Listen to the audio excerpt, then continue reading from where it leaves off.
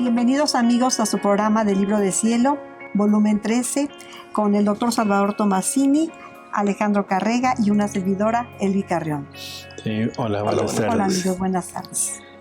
Y pues bueno, continuamos. ¿Continuamos? Muy bien.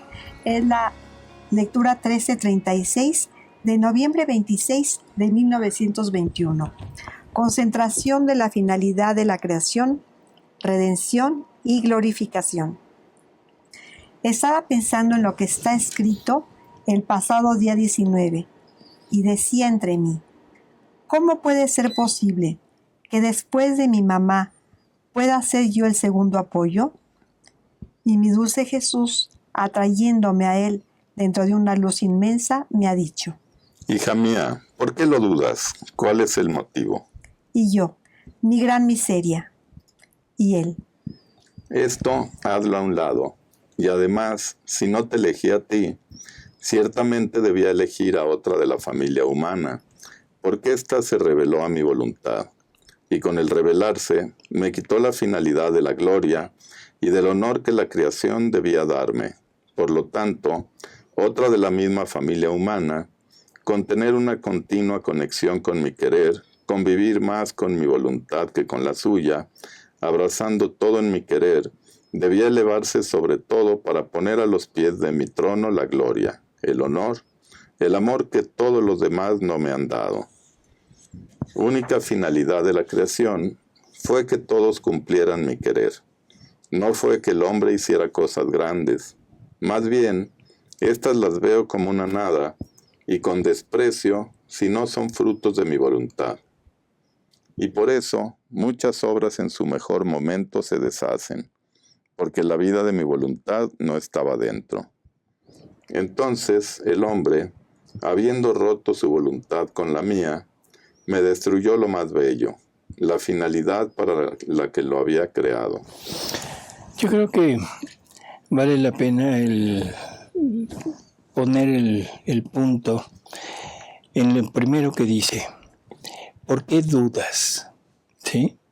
Luisa, después de ya tantos años de estar en contacto con Jesús y de que ya sabe exactamente qué es lo que le habla, ya sabe que es él, que no es el demonio como a veces pensaba, pero todavía aquí de repente duda de la palabra de Jesús. No duda de que sea él, pero sí duda de que sea verdad lo que le está diciendo. Y lógico, le está diciendo cosas enormes. Lo lógico es que la persona se vea como indigna y diga, no, eso no puede ser. Pero ¿qué está haciendo? Está destruyendo el plan de Dios.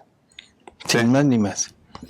Porque al no creer, el no creer puede llevarla al no seguir todos los lineamientos que Jesús le va poniendo. Esto nos lleva a la actualidad, ya no en Luisa, sino en nosotros, porque yo pienso que lo importantísimo de este libro, bueno, es lo que Jesús hizo en Luisa, por supuesto, pero es lo que nosotros podemos llegar a hacer a través de las enseñanzas de Luisa. O sea, cómo Jesús quiere repetir lo que hizo en Luisa, ahora lo quiere repetir en nosotros. Y aquí es donde se contrasta el fiat a la Virgen, que a la Virgen cuando le dicen tú vas a ser la madre de Dios, nunca lo duda, dice, sí, o sea, haz en mí tu voluntad, porque es desde la divina voluntad. En cambio Luisa es desde la voluntad la voluntad humana, así es. Pero entonces ahora en nosotros, en muchas ocasiones sucede que queremos interpretar los escritos y ponemos la interpretación nuestra, la ponemos como una realidad, aunque esa interpretación se pueda contradecir a lo que está diciendo el libro. Una de las cosas más terribles que yo he oído es que se dice que el abandono, el desapego total y todo lo que está escrito en el libro 1, que es la puerta de entrada para vivir en la divina voluntad, que eso es para Luisa, que eso no es para nosotros. y que no recuerdo bien el contexto, pero decía, por ejemplo, que Padre Pío había dicho que llegaría un tiempo en que vería como muchas Luisas, en que no decía que vería muchas Luisas. Y entonces el querer seguir el libro 1 es querer seguir el camino de Luisa para llegar a ser Luisa. Total error. Y un error que es tremendo porque es la base del llegar a vivir en la divina voluntad. Si no tenemos ese desapego total, si no llegamos a nuestra nada, en definitiva, nunca el Señor podrá poner su voluntad en nosotros y nunca podrá realizar el plan que tiene para cada uno. ¿Sí? Sí, las indicaciones que le están dando a Luisa, pues por supuesto que son para nosotros, ¿verdad? Claro. Porque ahí nos debemos ver nosotros también. O sea, es Luisa como primera, como modelo, como fundadora de este reino ya en las criaturas salidas de pecado original. Pero nosotros somos las copias de Luisa. Y una copia es exactamente igual que el original. ¿Sí?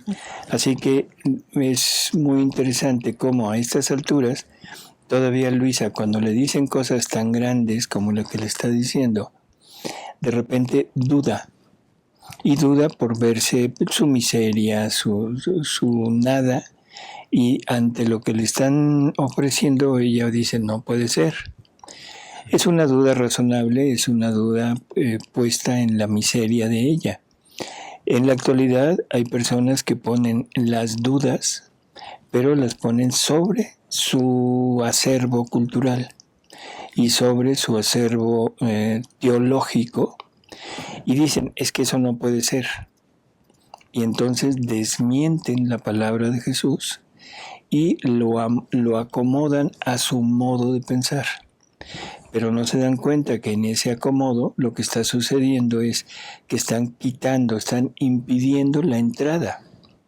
Por lo tanto, todo lo que se haga de ahí en adelante es total y absoluta inútil. No llegaremos nunca a vivir en la divina voluntad. O sea que tenemos que seguir fielmente lo que dice Jesús, Así llevarlo es. a cabo y pues no dudar, o sea, tener esa fe y esa confianza en Jesús, en que si lo dice, así es. Así es.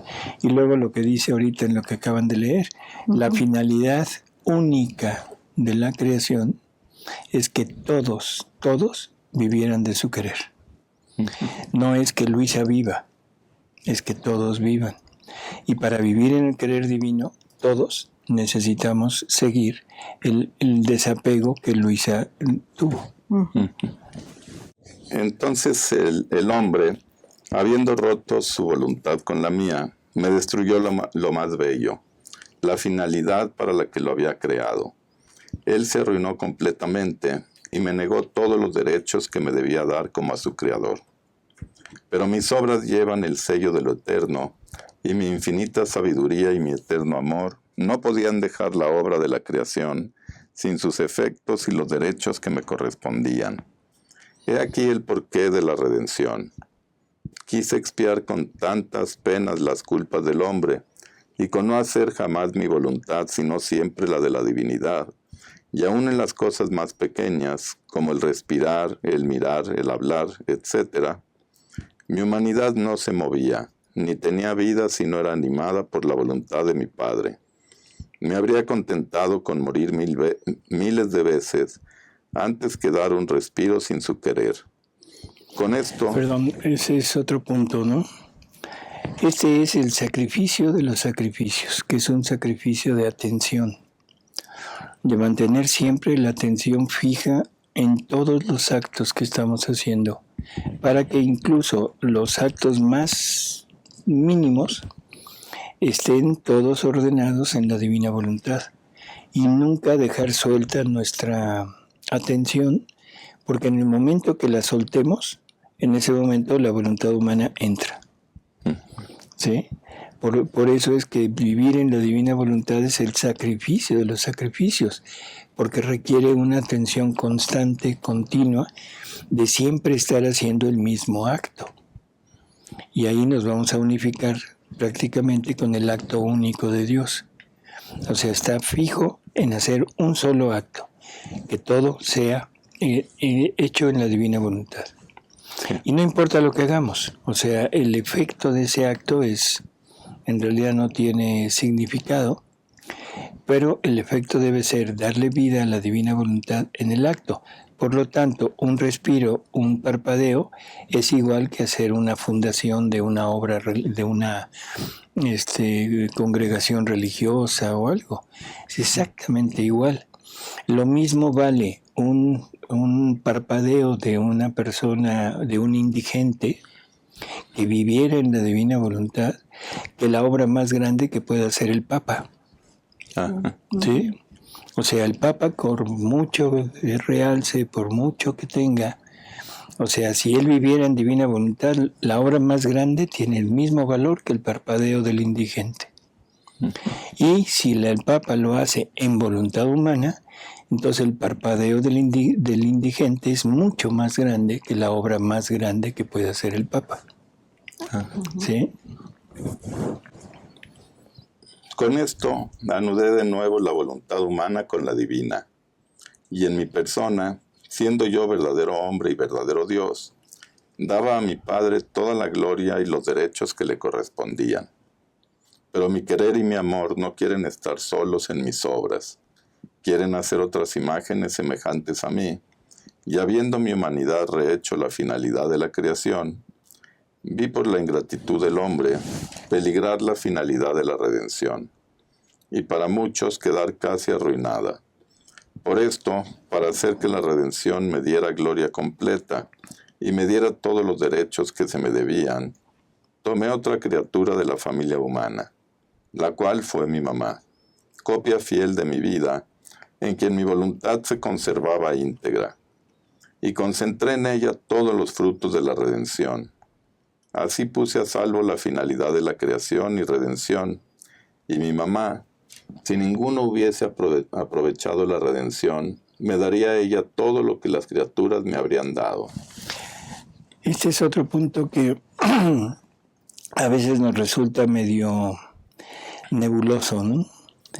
Dios en todo lo que hace, Él quiere un pago por lo que hace, quiere incluso un rédito de lo que Él puso para hacer su obra.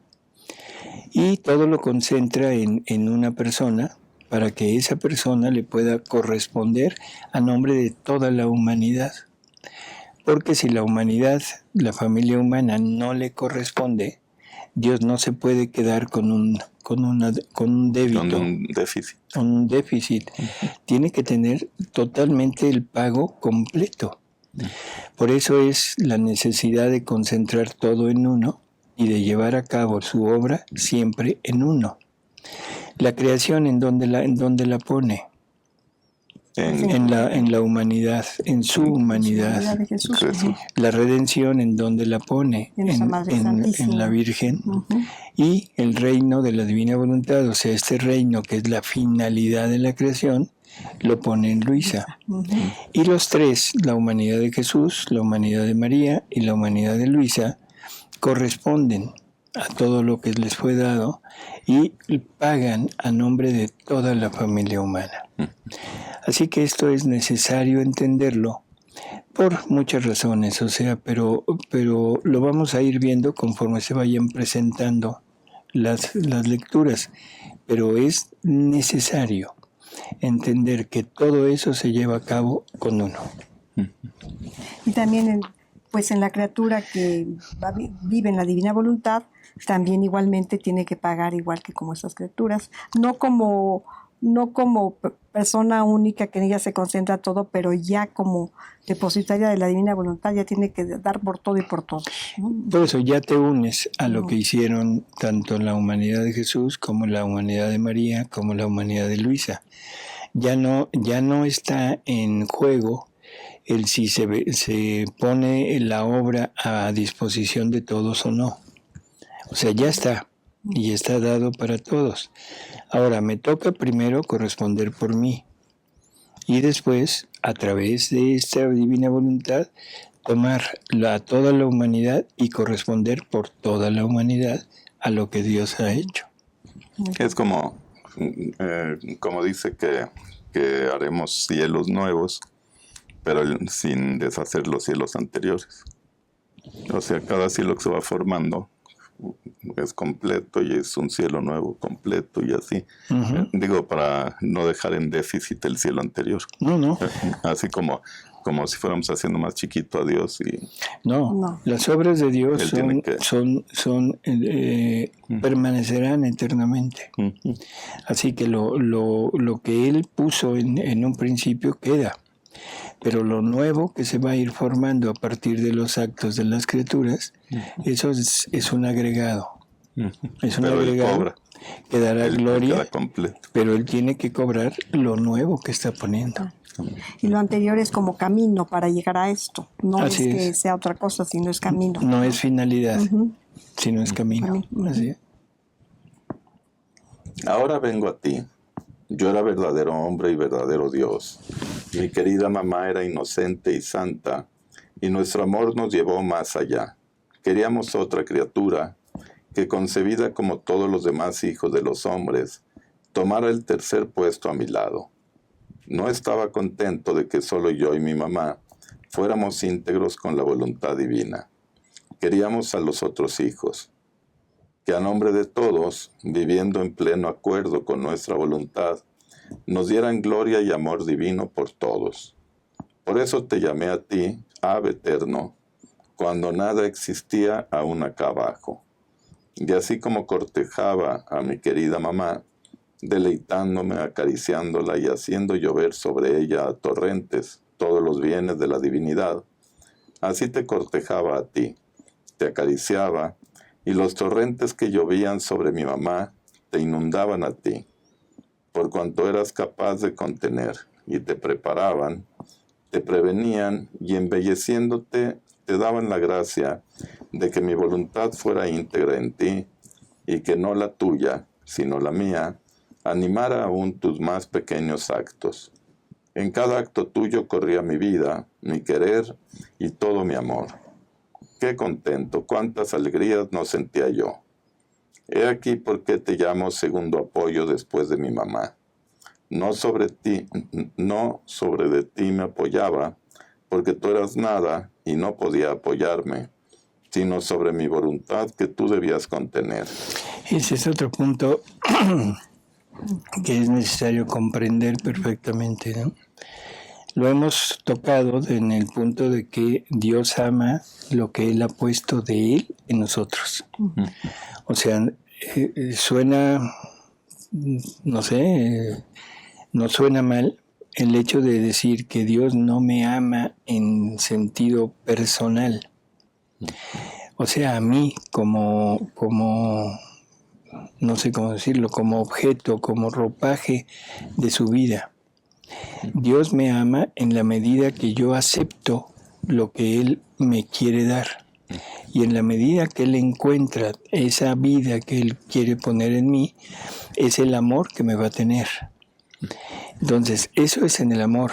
Pero aquí, ¿cómo lo está poniendo? En su voluntad, bueno. Dice, no sobre ti me apoyaba porque tú eras nada. Exacto. Sino o sea, sobre mi voluntad. No es sobre ti que me apoyo. No es que tú seas mi apoyo. Y lo mismo podría decir de la Virgen. No es sobre la humanidad de mi madre sobre la que me apoyo, sino sobre la divina voluntad que está en ella, sobre la divina voluntad que está en ti. Sobre eso es sobre lo que me apoyo. Claro, tú vas unida a eso.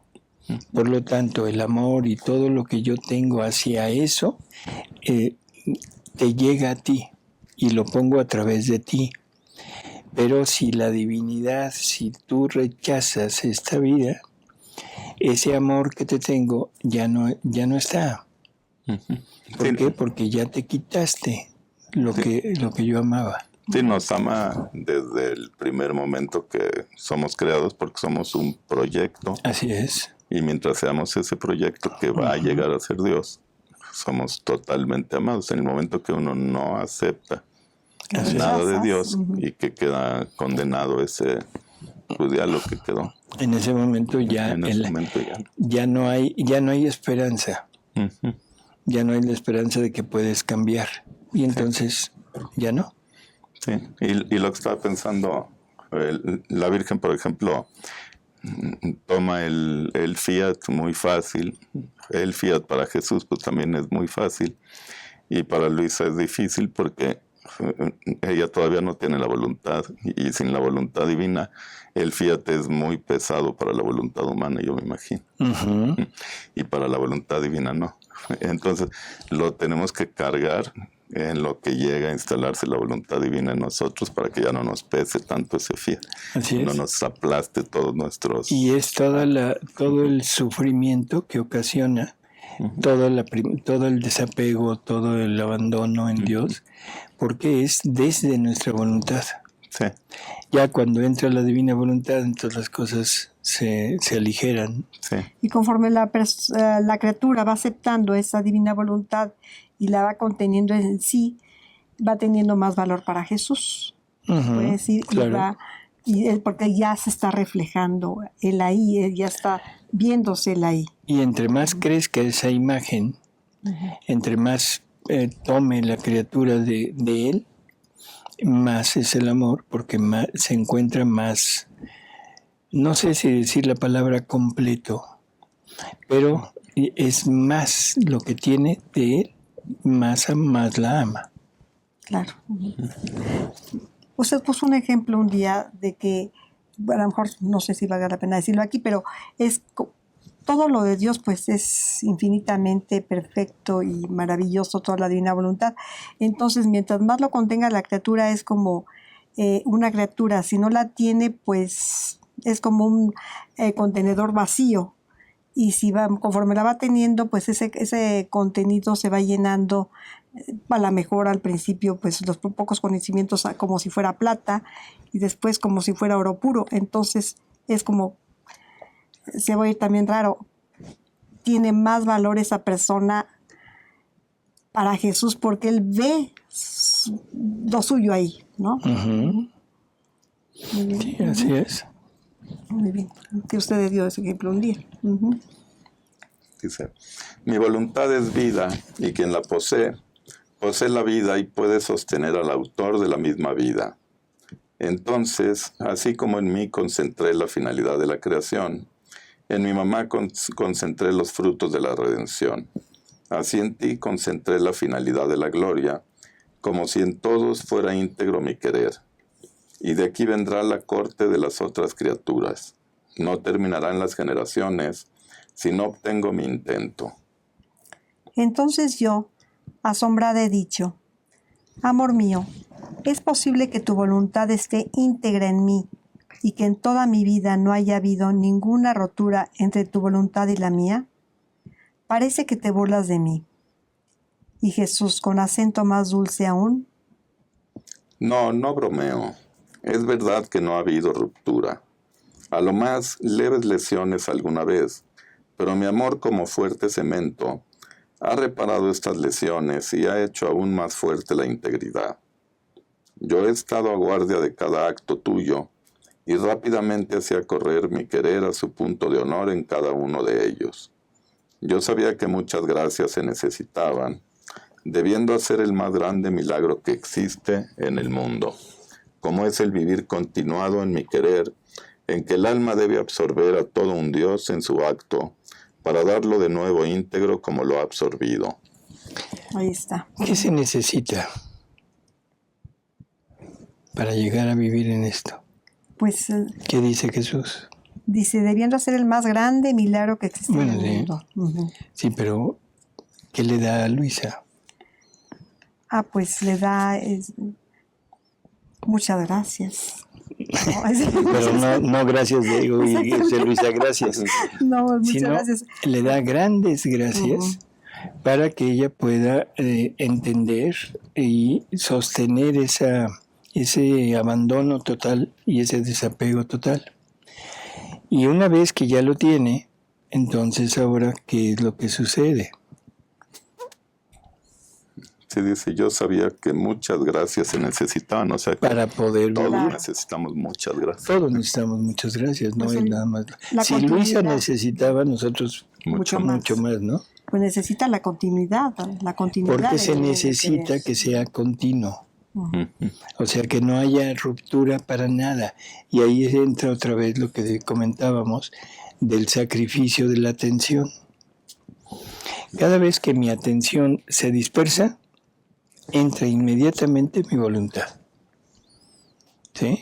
Porque si mi atención ya no está en que la divina voluntad esté actuando ahí, es como el switch que conecta. Mientras tengo la atención, está conectado y divina voluntad corriendo a través de mis actos. Si mi atención se dispersa, apago el switch para darle salida y entonces ya es mi voluntad. Y eso es tremendamente, ¿cómo diríamos? Mortificante. Claro. Sí, porque viene la ruptura ahí, ¿no? Uh-huh. Sí, pero hay que estar atento siempre a lo mismo. Claro, se goza de las alegrías, de la felicidad divina que Dios va concediendo al mismo tiempo por el estar actuando siempre en su voluntad.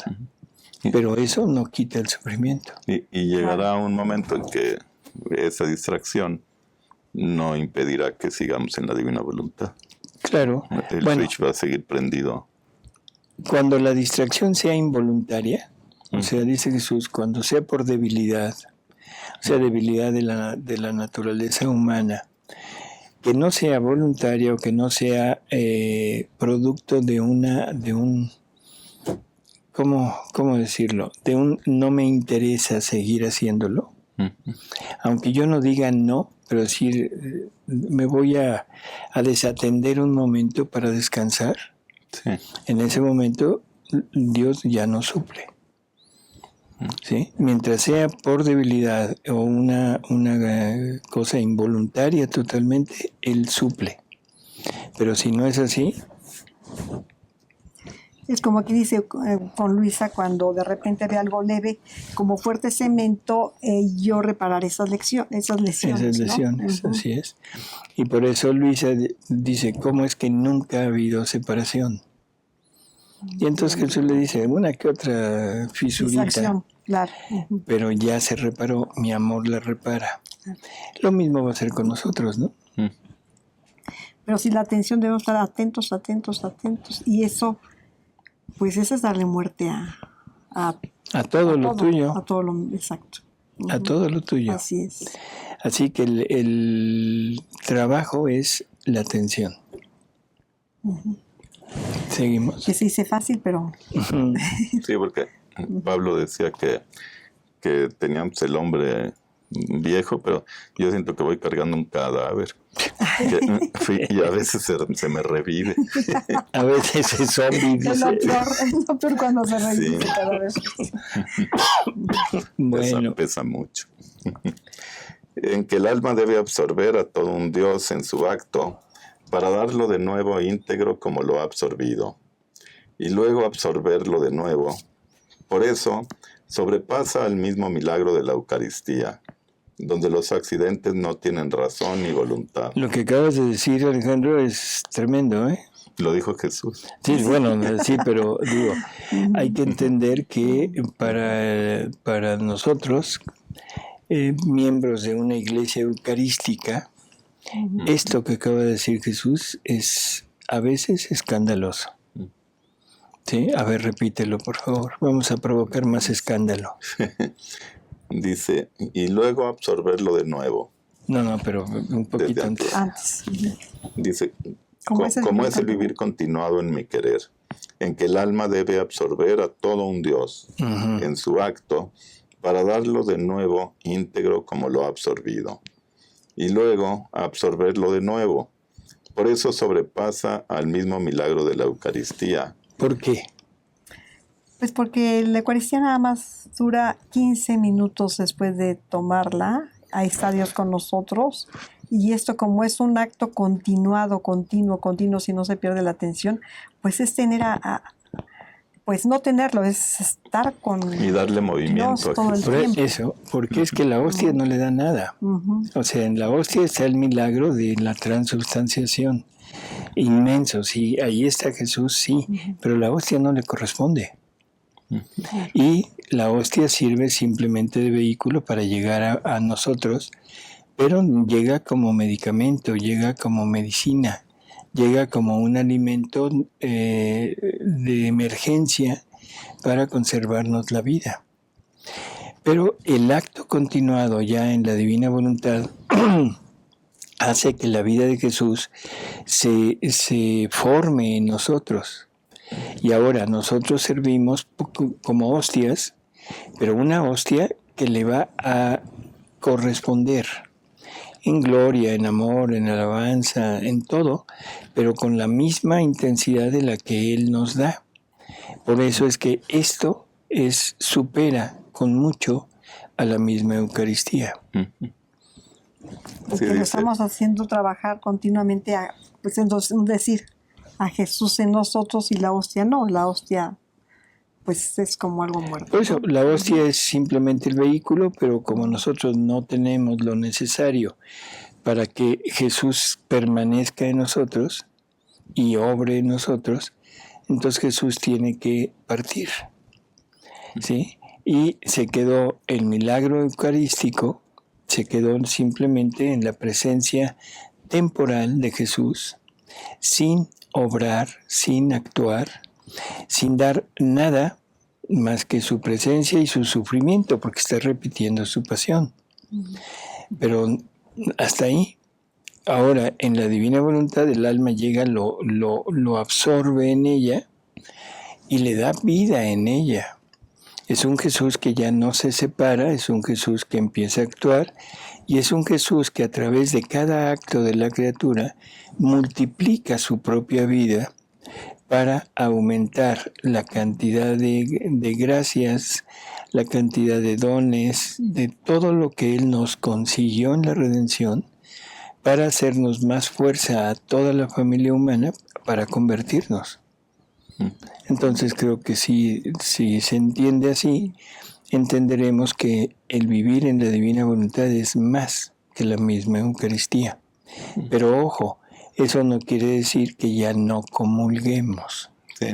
porque luego se dice que ya no hay necesidad de comulgar. Ahora es más necesario comulgar, porque el alma que vive en la divina voluntad es la única que le puede pagar a Jesús en totalidad por haberse quedado en la hostia.